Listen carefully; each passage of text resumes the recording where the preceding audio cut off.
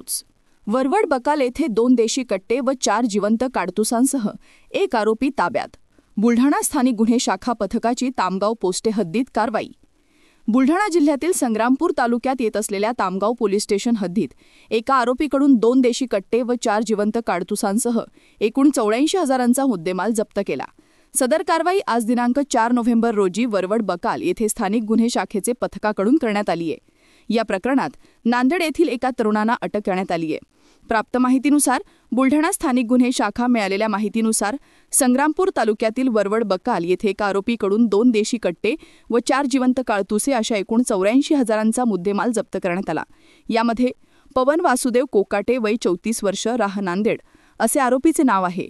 सदर कारवाई पोलीस अधीक्षक निलेश तांबे, अपर पोलीस अधीक्षक बुलढाणा अमोल गायकवाड, अपर पोलीस अधीक्षक खामगाव श्रेणिक लोढा यांच्या मार्गदर्शनाखाली स्थानिक गुन्हे शाखेचे पोलीस निरीक्षक सुनील अंबुलकर यांच्या आदेशाने आज पोलीस स्टेशन तामगाव हद्दीत आर्म ॲक्टची कलम 3(25) प्रमाणे खालीलप्रमाणे कारवाई करण्यात आली।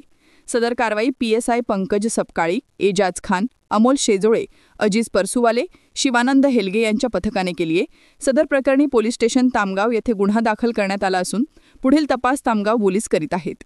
सूर्या मराठी न्यूजसाठी संपादक अनिल सिंग चव्हाण, संग्रामपूर, बुलढाणा।